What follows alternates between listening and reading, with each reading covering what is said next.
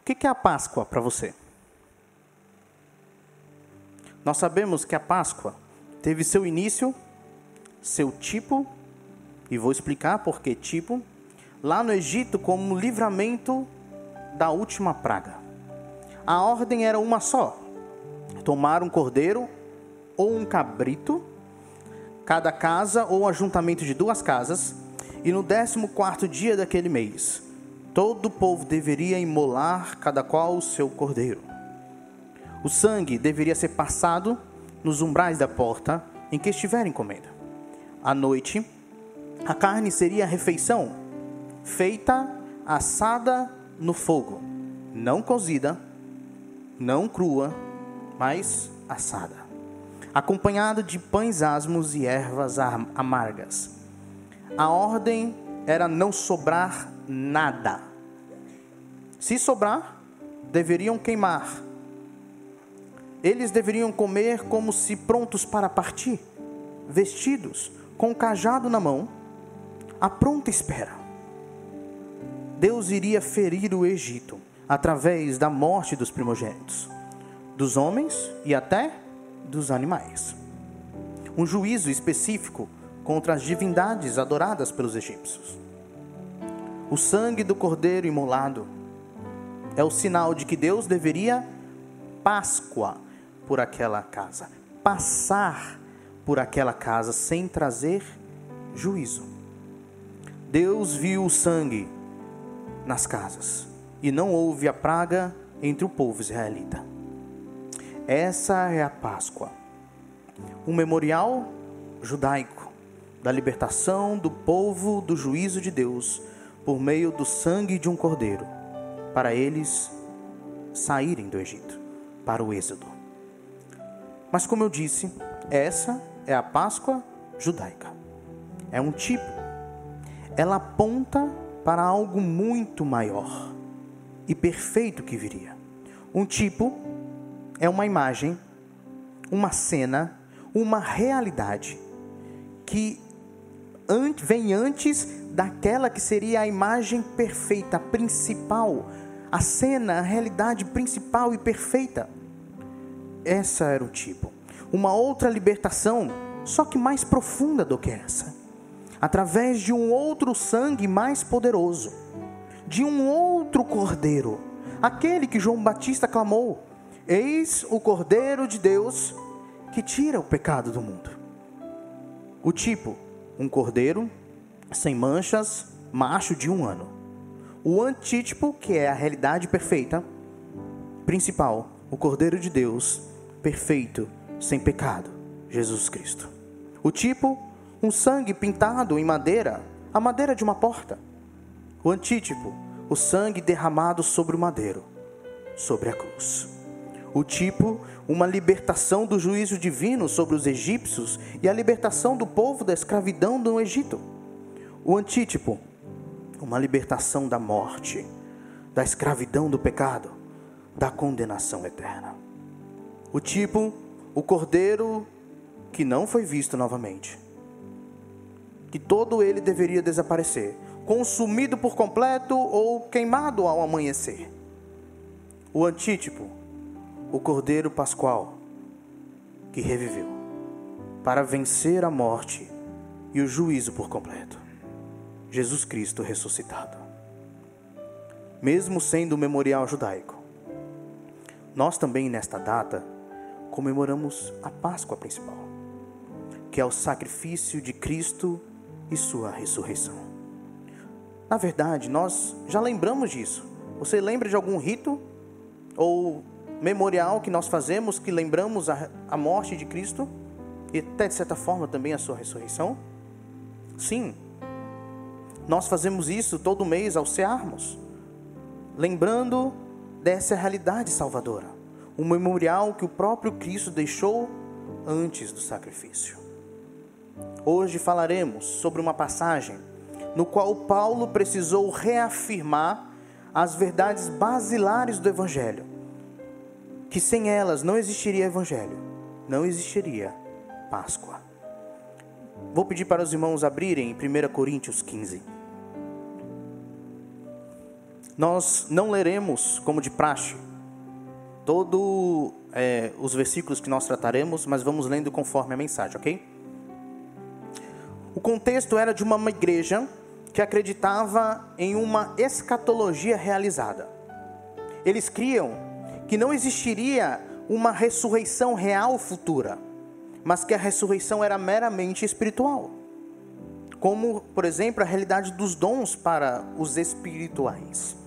Então, a igreja de Corinto, ele tinha um problema relacionado à ressurreição. Eles não acreditavam numa ressurreição corporal futura, mas eles achavam que era meramente espiritual. Há uma ressurreição espiritual? Sim. Quando Paulo diz, se vocês ressuscitaram juntamente com Cristo, busquem as coisas do alto. Mas, e a ressurreição corporal? Será que ela não tem um papel bem definido para a gente? Será que ela não fala muito sobre a ressurreição de Jesus Cristo e a própria morte dele? É isso que Paulo está querendo fazer. Então, quando ele diz, irmão, venho lembrar-vos do evangelho que vos anunciei, o qual recebestes e no qual ainda perseverais. O evangelho é o mesmo. O evangelho não muda, não tem atualização. E não é diferente para cada um. Cada um interpreta do jeito que quiser. Não, o evangelho é um só. A mensagem é uma só. É o mesmo pregado por Paulo, pelos apóstolos, por Jesus Cristo, o mesmo que eles receberam de Cristo, e é o mesmo que nós recebemos e que devemos passar adiante. O evangelho é o mesmo. E Paulo está querendo enfatizar que ele não tem alteração de acordo com o contexto, ou com a cultura, ou de acordo com os achismos das pessoas. A mensagem central do evangelho é uma só. E ele diz, por ele também sois salvos, se tiverdes a palavra tal como vou-la preguei, a menos que tenha escrito em vão. A salvação também vem por meio desse evangelho, não outro. Não há outro meio de salvação. A salvação é por meio do evangelho. Qualquer outro evangelho pregado é falso. E não é o poder de Deus para a salvação. O único evangelho como poder de Deus para a salvação é esse que nós temos aqui. É esse que ele vai falar. E você pode se perguntar, uau, que mensagem simples. E é mesmo. O evangelho é simples e entendível para todo mundo. Quando ele continua no versículo 3, ele fala, antes de tudo, vos entreguei o que também recebi. Que Cristo morreu pelos nossos pecados, segundo as Escrituras, e que foi sepultado e ressuscitou ao terceiro dia, segundo as Escrituras. Essa é a mensagem do Evangelho. É a mensagem para a salvação. A fé para a salvação que devemos ter é nisso. Que Cristo morreu pelos nossos pecados e que foi sepultado e ressuscitou ao terceiro dia. Paulo faz questão de enfatizar segundo as Escrituras. Por quê? É a base que nós temos. É a base da verdade. A revelação dada por Deus para nós, escrita. Paulo está querendo dizer para eles assim, não fujam do Evangelho. Não fujam daquilo que vocês têm como revelação. Porque essa revelação não muda. Ela não precisa ser atualizada. A mensagem e os princípios são os mesmos. E é isso que eles deveriam focar. Porque a ideia que Paulo nos dá aqui é que se eles focassem nisso, na mensagem basilar do Evangelho, esse problema, por exemplo, de doutrina, desapareceria. Não precisamos fazer malabarismo, tentando acrescentar alguma coisa às Escrituras. As Escrituras é perfeita e plenamente útil para o viver piedoso, para a salvação. Então, Paulo fala sobre a morte de Cristo pelos nossos pecados, o sepultamento e a ressurreição de Cristo ao terceiro dia, conforme as Escrituras. E ele continua aqui do 5 ao 10, dando para a gente testemunhos sobre a ressurreição, ok? Testemunhos sobre a ressurreição, porque para eles era muito importante ter testemunha. Era muito importante. Inclusive, um fato era averiguado frente ao tribunal romano se tivesse testemunhas. Alguém sabe aqui mais ou menos quantas testemunhas deveria ter no mínimo para que um fato seja verdadeiro? 2 testemunhas. Cefas, depois aos 12, depois para mais de 500 irmãos de uma só vez, que a maioria sobrevive. Tiago, por todos os apóstolos, também por Paulo. É suficiente. Cristo ressuscitou. Só a palavra de Cristo já seria suficiente, tá? De ter falado que iria ressuscitar. Então, ele continua falando, e eu queria pular para o versículo 11. Portanto, seja eu, ou sejam eles, assim pregamos e assim crestes. E aqui é um cuidado que nós deveríamos ter, um alerta. Cuidado com as reinterpretações e ressignificações do Evangelho, principalmente da ressurreição. Existe muita gente acompanhada pelo liberalismo teológico, no caso, de que eles acreditam que a ressurreição é meramente existencial, que é uma ressurreição do coração, e eles tentam tirar o fato da ressurreição de Cristo, colocando como essa ressurreição sendo algo em cada um de nós. Mas não é isso que Cristo pregou. Não é isso que aconteceu. E não é essa a mensagem do Evangelho. E ele agora vai continuar nos versículos 12 até o 19, mostrando para a gente alguns argumentos de causa e efeito, ok? E aqui ele vai falar: ora, se está sendo pregado que Cristo ressuscitou dentre os mortos, como alguns de vocês estão dizendo que não existe ressurreição dos mortos? Primeira coisa que ele faz é ligar a ressurreição de Cristo com a ressurreição da humanidade, ok? Mas qual humanidade? A gente vai saber mais adiante. Mas a primeira coisa que ele está fazendo é isso. Ele está falando: se a gente pregou, se a mensagem do Evangelho é essa, que Cristo ressuscitou, como existe uma mensagem no meio de vocês dizendo que não existe ressurreição dos mortos?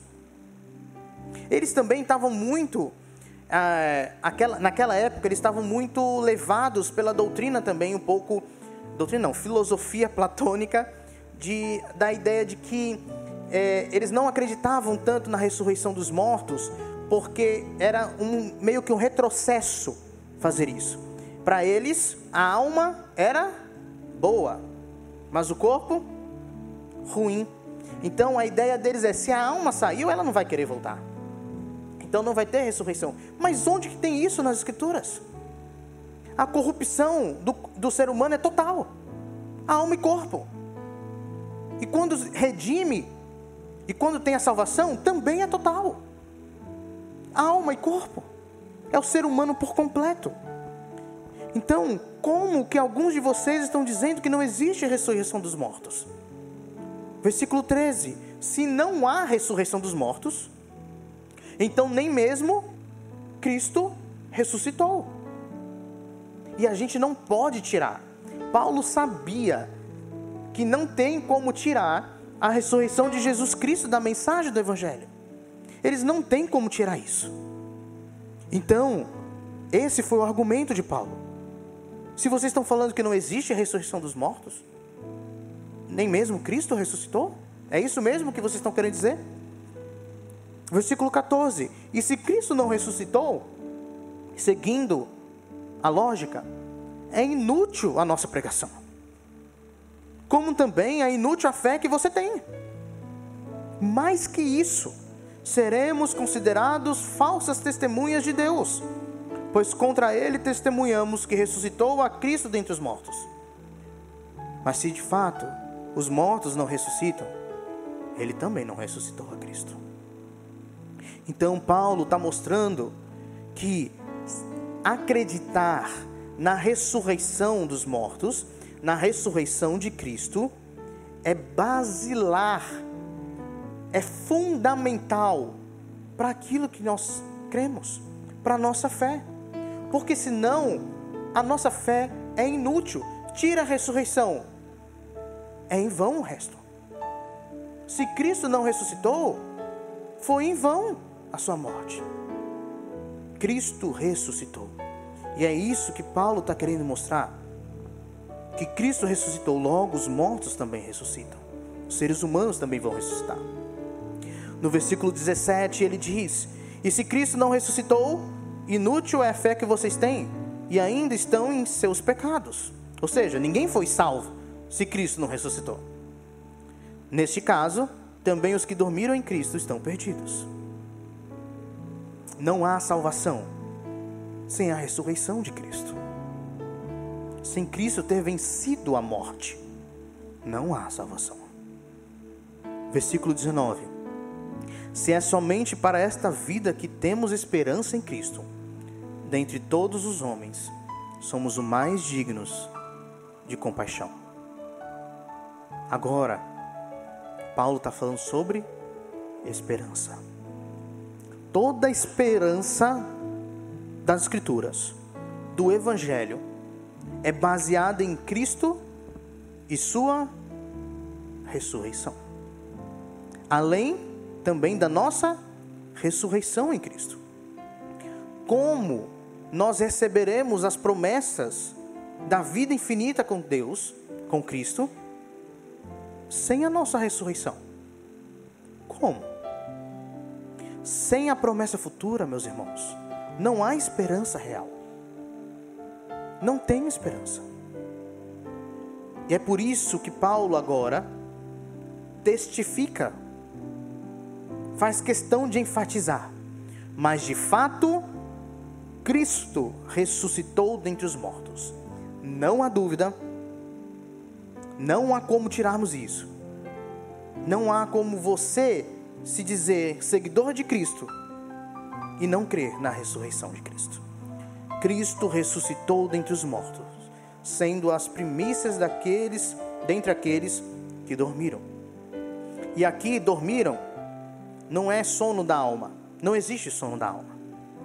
Eles morreram mesmo, mas a palavra dormir é para enfatizar que aquilo seria momentâneo. O que é eterno é a vida, não é a morte. Para aqueles que são do Senhor, o que é eterno é a vida. E ele continua no versículo 21: visto que a morte veio por meio de um só homem, também a ressurreição dos mortos veio por meio de um só homem. Pois da mesma forma como em Adão todos morrem, em Cristo todos serão vivificados. E aqui a gente pode ler isso aqui e pensar assim: nossa, então Paulo está falando das mesmas pessoas em Adão e em Cristo. Mas não, porque quando a gente pensa em quem estava em Adão, quem que era? A humanidade por completo. Mas quem está em Cristo não é a humanidade por completo. Quem está em Cristo são aqueles que foram salvos, estão sendo salvos em algum lugar e serão salvos. Então, a ideia aqui, o que limita as pessoas, a quantidade de pessoas e quem são essas pessoas, é literalmente o objeto aqui, que seria Adão e Cristo. Não são as mesmas pessoas que estão em Adão que estão em Cristo. Aqueles que estão em Cristo, alguns desses são salvos por Cristo e serão vivificados.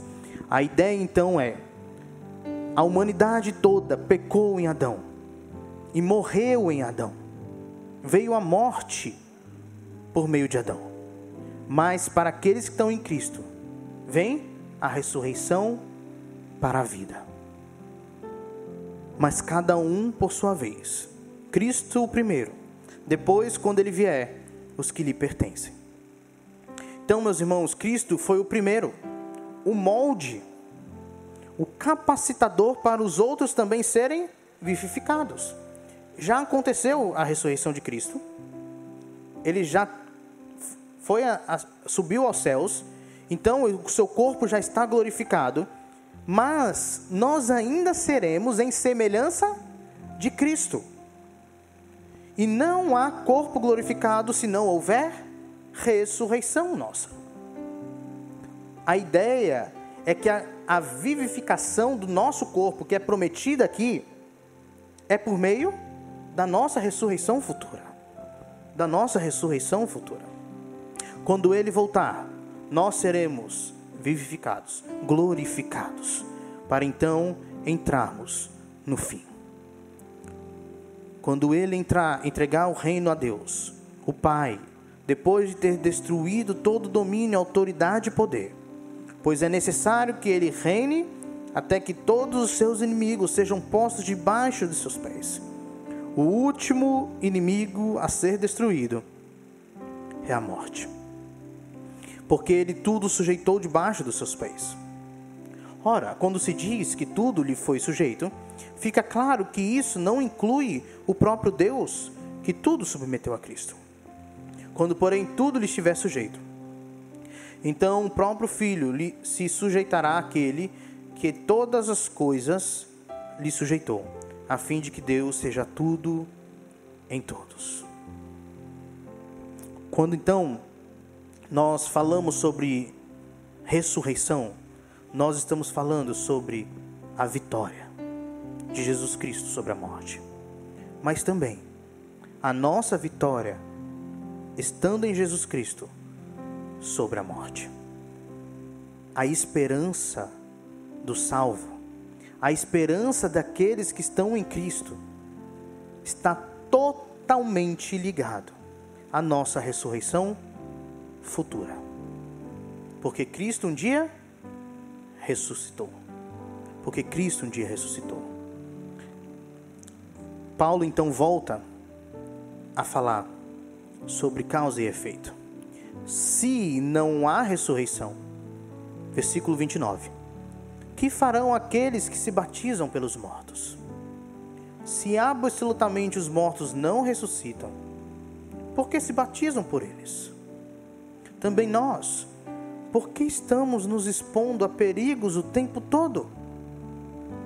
Então, Paulo demonstra a falta de lógica de não acreditar na ressurreição, falando que se a ressurreição não é real, por que a gente está se expondo a perigos, à morte? Por que a gente está fazendo isso? Todos os dias, Paulo diz, enfrento a morte, irmãos. Isso digo pelo orgulho que tenho de vocês em Cristo Jesus, nosso Senhor. Se foi por meras razões humanas que lutei com feras em Éfeso, que ganhei com isso? Se os mortos não ressuscitam, comamos e bebamos, porque amanhã morreremos. E aqui Paulo cita Isaías 22:13. Nesse contexto de Isaías, o império assírio estava para tomar Jerusalém, estava tomando Jerusalém. E o povo, ao invés de se dobrar diante de Deus para pedir perdão pelos pecados e clamar salvação, preferem pensar o seguinte: já que vamos morrer mesmo, vamos nos estragar no pecado. Qual é a lógica? O desprezo pela ressurreição, meus irmãos, leva o ser humano a uma vida de pecado. Leva o ser humano a desejar cada vez mais esta vida, ao invés da futura.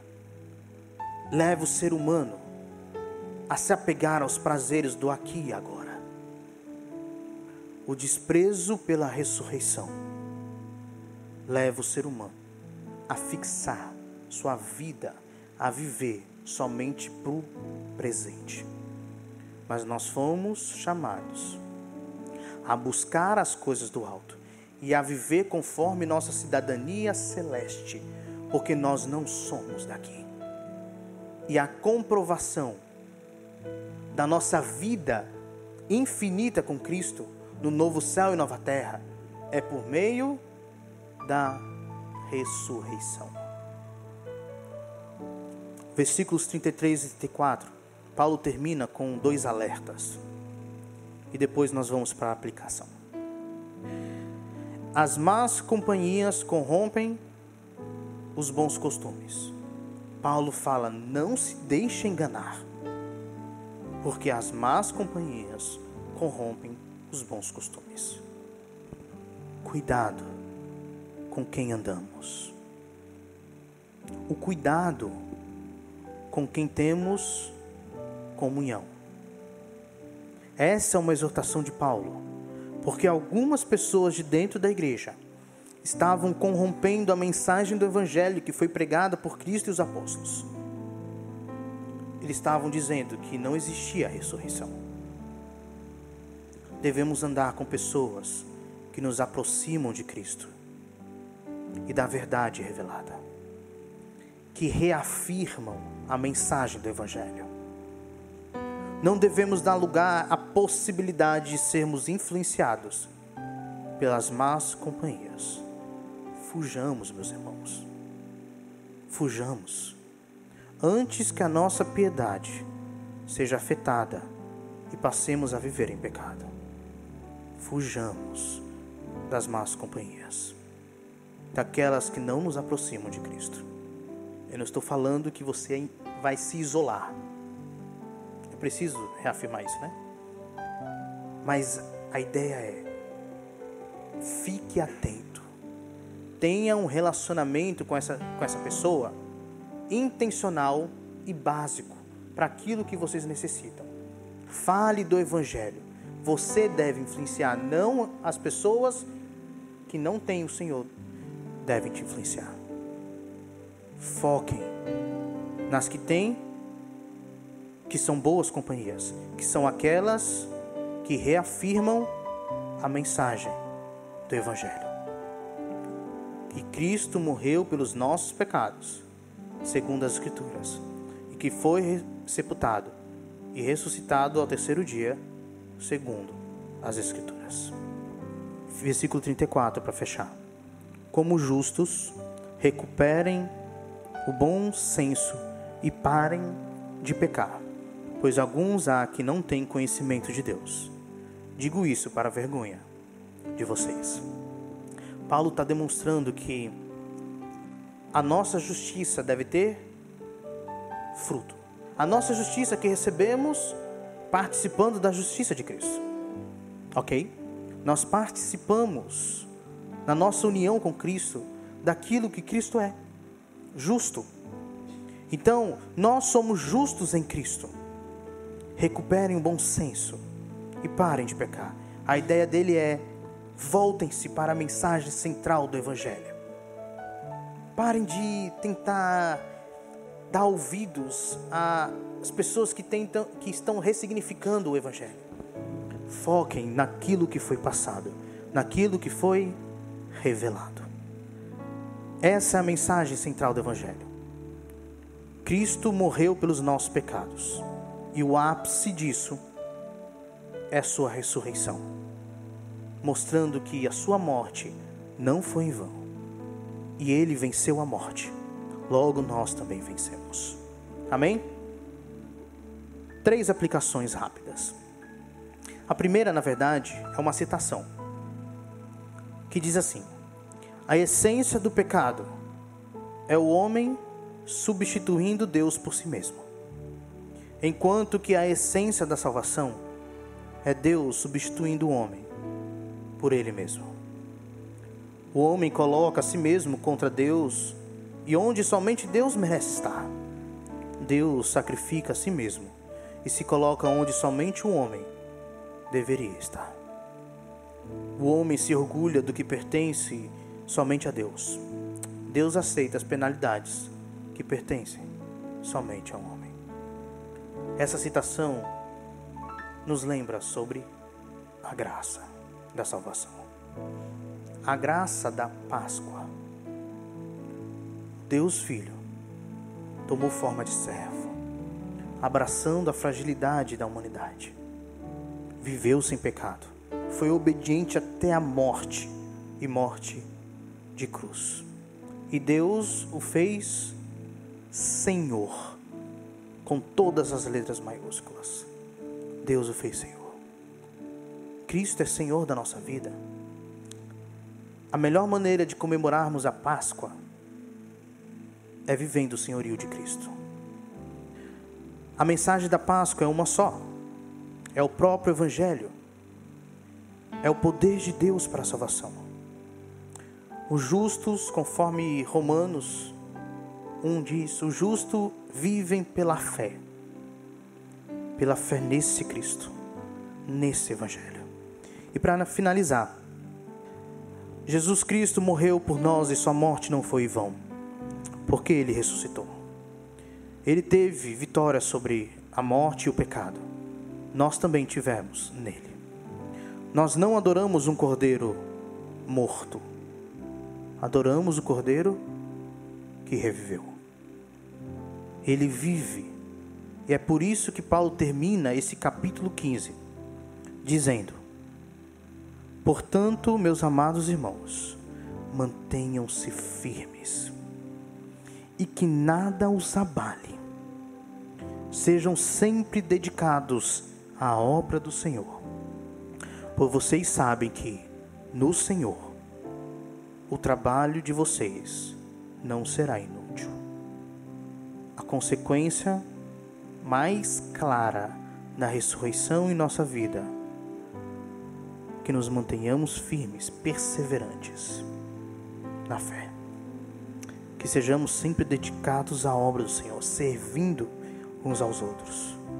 O nosso trabalho, mesmo que com sacrifício, seja lá o sacrifício que você estiver fazendo, o nosso trabalho, mesmo que com dor, nunca será inútil, pois Cristo ressuscitou.